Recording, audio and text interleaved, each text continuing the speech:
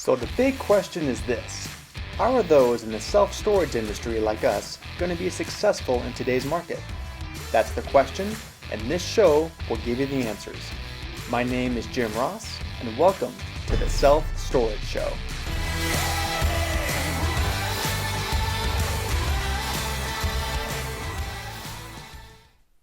Hello everybody, welcome to the July 12th, 2010 Manager Elite session. This is Derek Naylor, and today I want to talk about the best way that we have found to form strategic alliances. You might call them joint ventures or just alliances throughout your community with people like apartment managers, realtors, fire and flood restoration centers, nursing homes, you name it. Anyone who is in your same target market that you're looking to form an alliance with in an effort for them to give you referrals when one of their customers or someone who's patronizing their business needs storage to get that referral. So anyway, I want to start out with a story, actually a true story, by the way. When I worked in Texas, I worked with a man, his name was Philip Settles, and he came from a Walmart background. So he worked with Walmart, I think for about 20 years or so. And anyway, he always talked about Sam Walton. If you don't know who Sam Walton is, he is the founder of Sam's Club and Walmart and so forth. But anyway, he talked about how interesting Sam Walton was as a guy, and he always told me stories. And of course, I, having read all of Sam Walton's books, was fascinated with him and fascinated with him as a business person as well. But I remember one story that stood out in particular, and he tells a story about how, I believe it was a Christmas party that they had every year. All of the higher end executives and district managers and so forth would get together at the Bentonville, Arkansas headquarters, and they would have a Christmas party. Well, of course, everyone wanted to get to know Sam a little bit better, and people, person after person after person, would go up to Sam and, say something and get an effort to get, or, make an attempt to get more of Sam's time. Well, Sam's an awfully busy guy, and at this point he was fairly old in age, and so he would pretty much give everyone a nice courteous smile and shake their hand and send them on their way. Well, this guy I worked with in Texas told me that he knew Sam had a passion for flying. And in fact, if you've read any of his books, you know that Sam would actually fly from store to store to store on these old beater airplanes that he had. Either that or else be driving his old beat-up pickup truck. But anyway, he knew that he had a passion for airplanes. And he started thinking about it about a year before because he had been shut down from getting any one-on-one time with Sam. And he thought, I'm going to really do something unique, and I'm going to approach this differently than everyone else. Because everyone else would pretty much go up and say, hey, do you got a minute? Can I share this idea with you? And basically, in other words, be asking to take something from him. Well, this guy I worked with went out and bought a model P-51 Mustang airplane, which is an old dogfighting jet, or I shouldn't say jet, dogfighting airplane, and basically planned on giving it to Sam as a gift. So the next year came, and sure enough, everyone was fighting for Sam's attention, and Philip went up to him and simply said, hey, I've got a P-51 model in my car for you I want to give you as a gift. Do you want to come out and check it out? And he said Sam hopped off that chair faster than he'd ever seen him move, and they went out to the car and spent a half hour to 45 minutes together having some one-on-one time, which was, of course, invaluable. So the moral of that story is having the right strategy and knowing what to say and how to say it when you're wanting to approach somebody is really, really crucial. And if you've been listening to these sessions for any length of time, you certainly know that, and you've heard me say that. But the same is true for strategic alliances. As you're out forming these alliances, it's very important that you go in with the right attitude and saying the right things. Most people go in and they basically say, hi, I'm Derek with XYZ Storage, and hey, we've got this referral program. If you send us some referrals, then we'll give you this or that or the other thing. And that works okay because you are mentioning something that they do get, and it's not necessarily the wrong way to do it. However, a more effective way to do it is to go in and say something like this. Hey, my name is Derek with XYZ Storage. We're just down the street, And I was sitting here thinking that we probably do business with a lot of the same people, and I was wondering if you had any coupons or menus or business cards or something like that that I could include in my new move-in packets.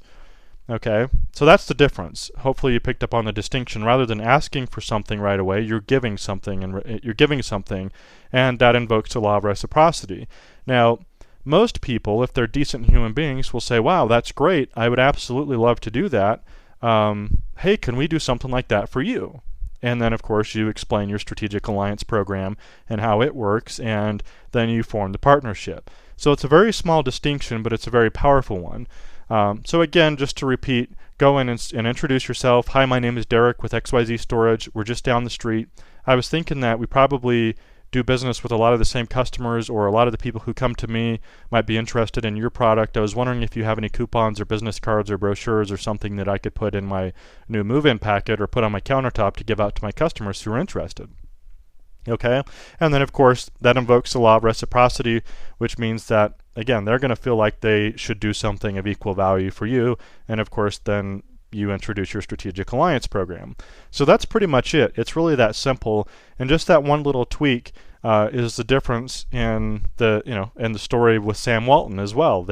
He went up and he just gave a slightly different pitch and thought about giving instead of taking, and of course then the reciprocity comes into play. The next thing I want to talk about is how to form a list and divide and conquer strategic alliances. If you are in a market of any size, you have probably hundreds of possibilities for strategic alliances. The first rule of thumb is that they either should be doing business with people who have a high likelihood of needing storage, like realtors and moving companies. We all know about them, right? It's been in the storage industry for years. But another rule of thumb is that, let's take a coffee shop, for example. Well, not everyone who comes in to get coffee in the morning from the coffee shop is likely to need storage. But there's a percentage of them that are going to need storage at some point, and they might even need it right now.